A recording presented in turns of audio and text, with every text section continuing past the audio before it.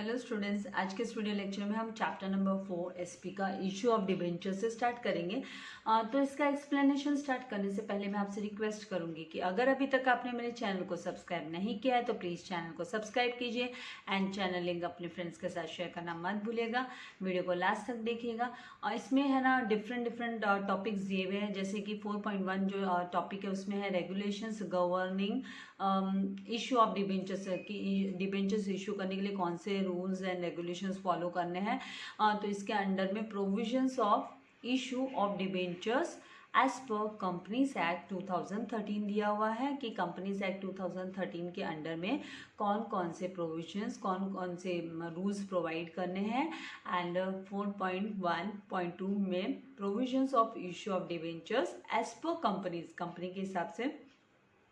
जिसमें share capital and debentures rule 2014 के under में कौन कौन से रूल्स हैं प्रोवाइड करने होते हैं। And requirements as per SEBI, SEBI की क्या रिक्वायरमेंट है, मतलब security exchange board of India की क्या रिक्वायरमेंट है इशू करने के लिए डिबेंचर्स को। देन 4.2 में टॉपिक है procedure for issue of debentures, कौन से प्रोसीजर्स फॉलो करने हैं, स्टेप्स प्रोसीजर्स कौन से हैं। एंड 4.3 में डिबेंचर्स ट्रस्टीज क्या होता है, तो इसके बारे में हम स्टडी करने वाले हैं वन बाय वन। तो आज के वीडियो में हम इंट्रोडक्शन से स्टार्ट करेंगे and regulations governing issue of debenture study करेंगे। तो इंट्रोडक्शन मतलब यहाँ पे कंपनी प्रिफर करते हैं, जैसे हम लोगों ने पहले ही इसको स्टडी कर चुका है कि जो कंपनी का कैपिटल स्ट्रक्चर है वो कैसा होगा, तो वो कॉम्बिनेशन होगा, उसमें रेशियोज में डिवाइडेड होगा, डिबेंचर्स का रेशियो होगा उसमें, देन शेयर्स का रेशियो होगा। तो इशूइंग डिबेंचर्स, तो कंपनी प्रेफर करती है कि वो डिबेंचर्स इशू करे, किस लिए, टू रेज फंड्स रेज करने के लिए, as they can be repaid, क्योंकि इसे ना आफ्टर लॉन्ग पीरियड रीपे किया जा सकता है, इसीलिए डिबेंचर्स इशू करने में कंपनी क्या रहती है, इंटरेस्टेड रहती है, क्योंकि इसको एक लंबे समय तक है ना ये फंड है ना कंपनी यूज कर सकती है और इसका रीपेमेंट जो है कंपनी वो है ना after a long period company कर सकती है। A company can make public issue, company को चाहिए तो company public issue of debentures only if, कब कर सकती है, इसके लिए कंडीशन है, ओनली इफ जब आ गया तो मतलब उसके लिए कंडीशन है कि चाहिए तो वो पब्लिक इशू ऑफ डिबेंचर्स कर सकती है, लेकिन ओनली इफ द कंपनी और इट्स प्रमोटर्स और इट्स डायरेक्टर्स, जो कंपनी है, कंपनी के प्रमोटर्स है, उसके डायरेक्टर्स है, हैव नॉट बीन प्रोहिबिटेड, उनको है ना किसी ने उन पर पाबंदी नहीं लगाई हो, for accessing the securities market by SEBI, मतलब है ना security exchange board of India ने उन पे कोई भी है ना उन पे रिस्ट्रिक्शंस, उन पे कोई भी है ना उनको प्रोहिबिशन नहीं किया है, उन पर कोई पाबंदी नहीं लगाई हो मार्केट को पे एक्सेस करने के लिए, सिक्योरिटीज मार्केट पे एक्सेस करने के लिए, तो वो जो कंपनी है पर्टिकुलर कंपनी वो पब्लिक इशू ऑफ डिबेंचर्स लेकर आ सकती है। एंड देन सेकेंड पॉइंट है कि द कंपनी और इट्स प्रमोटर्स, कंपनी और उसके जो प्रमोटर्स है और डायरेक्टर्स है, हैव नॉट डिक्लेयर्ड, वो डिक्लेयर नहीं हुए, मतलब उनको डिक्लेयर नहीं किया गया है एज अ विलफुल डिफॉल्टर, मतलब मान लीजिए किसी भी कारण से है ना वो डिफॉल्टर, जैसे कॉलेज एंड स्कूल में जब बच्चे फी पे नहीं करते हैं तो वो डिफॉल्टर लिस्ट में कैसे नाम आता है, तो यहाँ पर उसी तरीके से है ना कोई भी कंपनी या उसके जो प्रमोटर्स है या उसके डायरेक्टर्स है उनको है ना वो विलफुल डिफॉल्टर डिक्लेयर नहीं होने चाहिए, मतलब उन्होंने स्व इच्छा से डिफॉल्टर हो गए, डेफिशिएंसी अराइज होगी, वैसे नहीं होना चाहिए। और has not defaulted in repaying any principal और इंटरेस्ट ऑन डेब्ट securities for a period of more than 6 months, मतलब अगर कंपनी ने मतलब इनके ऊपर कोई भी है ना यहाँ पे कंपनी की बात आती है कि कंपनी है ना अपने जो उनका प्रिंसिपल अमाउंट है रीपेमेंट करने में, लोगों को पैसा वापस देने में, या इंटरेस्ट जो उनको देना होता है डिबेंचर्स के ऊपर, और डिबेंचर ये लोन बनी, जैसे एक तरीके से लोन ही हो गया, डेप्ट हो गया, राइट, तो इसके ऊपर वो जो डेप्ट सिक्योरिटीज है उस पर वो इंटरेस्ट पेमेंट अगर नहीं करी, 6 महीने से ज़्यादा का समय हो गया, तो कंपनी का नाम डिफॉल्टर लिस्ट में आ जाता है कि भाई वो पेमेंट नहीं करती है, तो उस केस में फिर वो है ना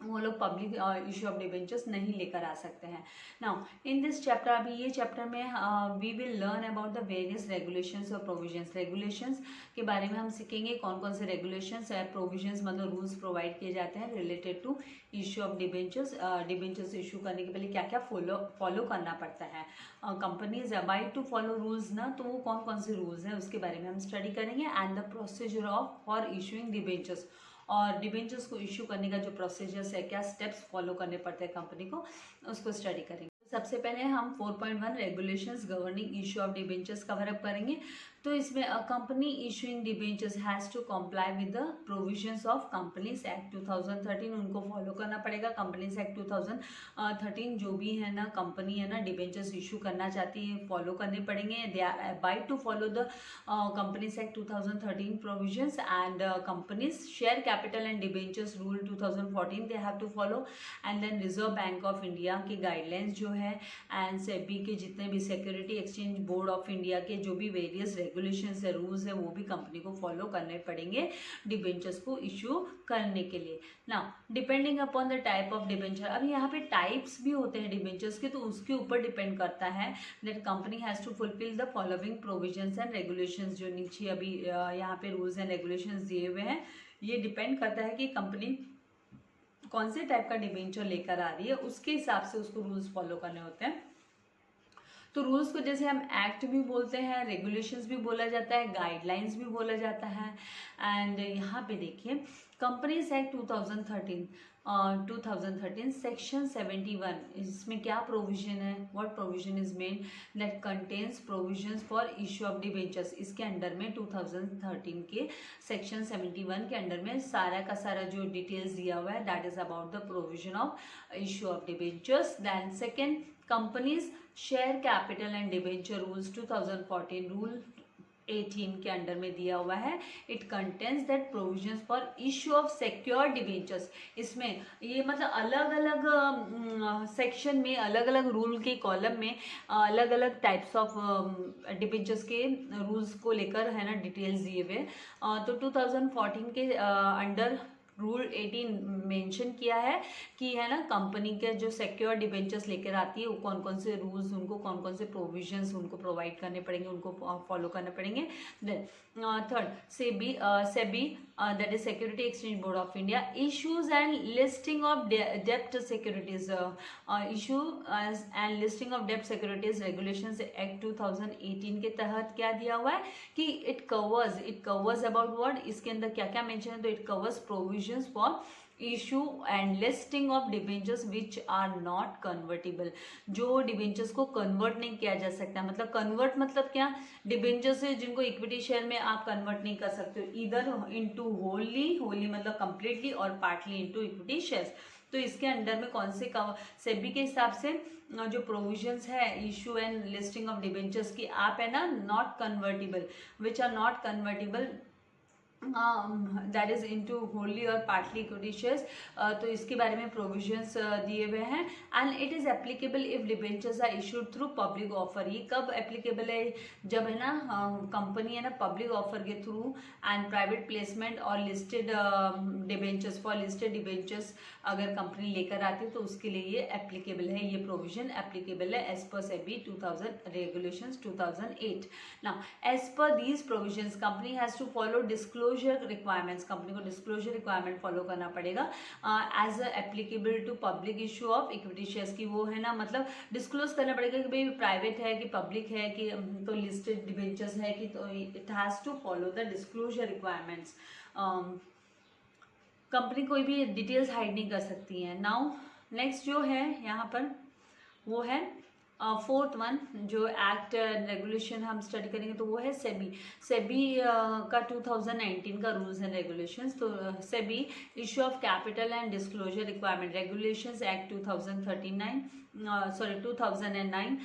तो यहाँ पर provisions for issue of debentures and listing of debentures that are convertible. तो 2009 में है ना कन्वर्टेबल के बारे में है, 2008 में नॉन कन्वर्टेबल डिबेंचर्स के बारे में है। तो कन्वर्टेबल इधर पार्शली, या तो आप पार्शली उनको कन्वर्ट कर सकते हो, मतलब इक्विटी शेयर्स में कन्वर्ट कर सकते हो, या फिर फुल्ली, या फिर ऑप्शनली इनटू लिस्टेड और अनलिस्टेड इक्विटी शेयर्स में भी कर सकते हैं कन्वर्ट। तो ये सारे के सारे डिटेल रेगुलेशंस है ना एक्ट 2009 जो सेबी का है उसके अंडर में है। So as per these provisions, ये प्रोविजंस के हिसाब से company has to follow the same disclosure norms as applicable to equity shares. Equity shares के लिए जो जो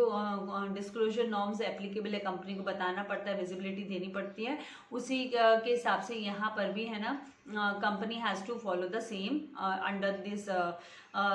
विच under convertible debentures also. Now SEBI listing obligations and disclosure requirements, then regulations 2015, तो under the SEBI's Act 2015 जो regulations Act 2015 it is obligated to provisions which a listed company, जो listed company है issuing non convertible debentures, जो listed company non convertible debentures issue करती है, perpetual डेप्ट instruments has to fulfil, उनको है ना डेप्ट इंस्ट्रूमेंट, जैसे कि है ना हम लोग ने इसमें ट्रांसफर इंस्ट्रूमेंट कैसे होता है वैसे ही ना डेप्ट इंस्ट्रूमेंट होता है कि उसको that has to be fulfilled and the provisions related to provisions relate to the various listing conditions, अलग अलग जो कंडीशंस है लिस्टिंग कंडीशंस है company has to follow that, तो कंपनी को पूरा फॉलो करना पड़ता है। तो यहाँ पे हमको डिटेल नहीं दी हुई है, अब हम just for knowledge it is given कि 2015 जो रेगुलेशंस है एक्ट 2015 है, सेबी का रेगुलेशंस 2015 है, उसके अंडर में किसके बारे में है, तो नॉन कन्वर्टेबल डिबेंचर्स के बारे में है and there it need to give the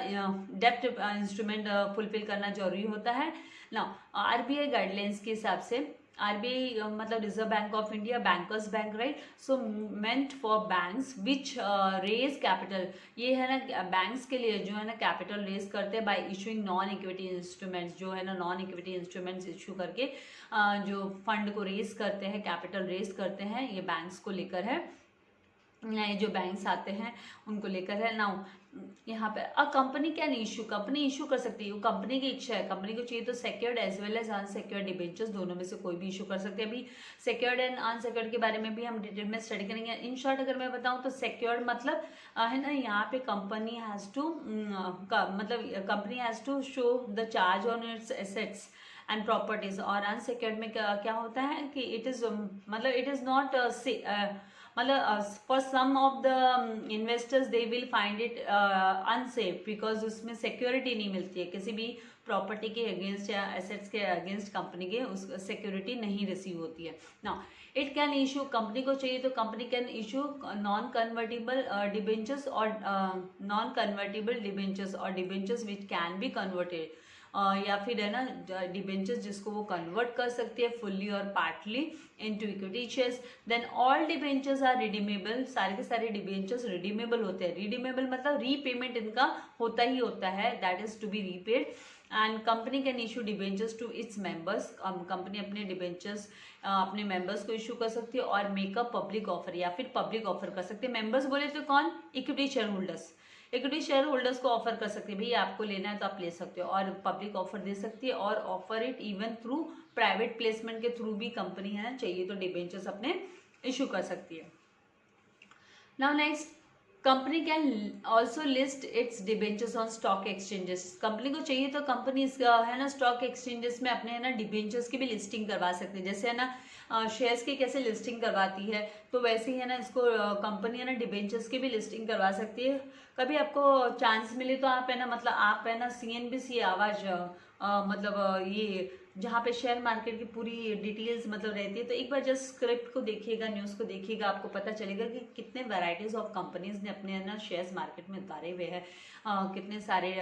companies ने। तो यहाँ पर कंपनी को चाहिए तो कंपनी अपने डिबेंचर्स को भी है ना स्टॉक एक्सचेंज में लिस्टिंग करवा के ले सकती है, मतलब उस अपना नाम दर्ज करवा सकती है अपने स्टॉक का, अपने डिबेंचर का। Now the board of directors of a company have the authority, कौन इसको इशू करेगा, तो बोर्ड ऑफ डायरेक्टर्स, कंपनी का जो बोर्ड ऑफ डायरेक्टर डायरेक्टर्स है, BOD है, वो इसे है ना इशू करेगा डिबेंचर्स को। And however the board can use their borrowing powers, तो बोर्ड है ना अपने जो बोरोइंग पावर्स को यूज कर सकते हैं only up to the limit, लेकिन एक लिमिट होती है उनकी भी, permitted by the articles of association. जो आर्टिकल्स ऑफ एसोसिएशन है उसमें परमिशन कितनी लिमिट की परमिशन है, कितना अलाउड किया है, उतना ही कंपनी के जो बोर्ड ऑफ डायरेक्टर्स है उनको चाहिए, तो वो अपने बोरोइंग पावर को यूज कर सकते हैं ना। इफ इन केस अगर मान लीजिए the board wants to increase its borrowing power, अगर उनको ना अपना बोरोइंग पावर इंक्रीज करना है, अगर बोरोइंग पावर इंक्रीज करना है तो they have to get approval, तो फिर उनको अप्रूवल लेना पड़ता है शेयर होल्डर्स का in general meeting. General meeting में उन्हें शेयर होल्डर्स से अप्रूवल लेना पड़ता है through a special resolution. Special resolution pass कर उन्हें क्या करना होता है, अप्रूवल लेना जरूरी हो जाता है। नाउ नेक्स्ट है यहाँ पर provisions for the issue of debentures as per, तो है ना इशू डिबेंचर्स इशू करने के लिए क्या क्या प्रोविजंस है। तो companies act 2013, under companies act 2013 देखो, नो वोटिंग राइट्स, आपको कोई वोटिंग राइट नहीं मिलेगा। मतलब आप जो है ना जो कंपनी का जो कारभार है, उनका जो डिसीजन मेकिंग एंड कारभार है उसमें आपको कोई राइट नहीं मिलने वाला है। डिबेंचर होल्डर्स को कोई राइट नहीं है वोट करने का। Then types of debentures mention करना होगा। Then payment of interest and redemption under companies act 2013, जो payment interest payment rate and redemption उसके बारे में डिटेल पूरी देनी होगी। देन डिबेंचर सर्टिफिकेट प्रोवाइड करना होगा। देन है ना क्रिएट डिबेंचर रिडम्पशन रिजर्व भी क्रिएट करना पड़ेगा। Then appoint a debenture trustees, तो डिबेंचर ट्रस्टी को अपॉइंट करना होता है। नाउ कंपनीज रूल 2014 के accordingly tenure of secured debentures, यहाँ पे हम सिक्योर्ड डिबेंचर्स की बात करते हैं तो उसका समय, उसके जो टाइम लिमिट है, टेन्योर पीरियड कितना होगा सिक्योर्ड डिबेंचर्स का। Then create charge on assets, secured है इसीलिए है ना चार्ज करेंगे वो प्रॉपर्टी एंड एसेट्स पे कंपनी के, तो वो मेंशन करना होगा डिबेंचर्स पे डिबेंचर्स इशू करने के पहले। Then appointment of debenture trustees को अपॉइंट करना होगा एंड क्रिएट करना होगा डिबेंचर रिडम्पशन रिजर्व क्रिएट करना होगा। नाउ सेबी रेगुलेशंस क्या होता है, तो मिनिमम सब्सक्रिप्शन कितना होना चाहिए, ये सेबी का रेगुलेशंस, जैसे उसमें 90% है इशू ऑफ शेयर्स में, तो यहाँ पर कितना मिनिमम सब्सक्रिप्शन, इसके बारे में हम स्टडी करने वाले हैं डिटेल में। रिटेंशन ऑफ ओवर सब्सक्रिप्शन, जब ओवर सब्सक्रिप्शन का केस होगा तो उसे कैसे मेंटेन किया जाएगा। देन अंडर राइटिंग, जब अंडर सब्सक्रिप्शन होता है तो अंडर राइटर्स को अपॉइंट किया जाता है उसके लिए, तो underwriting and then credit rating, किसी भी कंपनी की पर्टिकुलर कंपनी की जो क्रेडिट इमेज क्या है, क्रेडिट रेटिंग, ये है ना सेबी के रेगुलेशंस के अंडर में मेंशन होती है। नाउ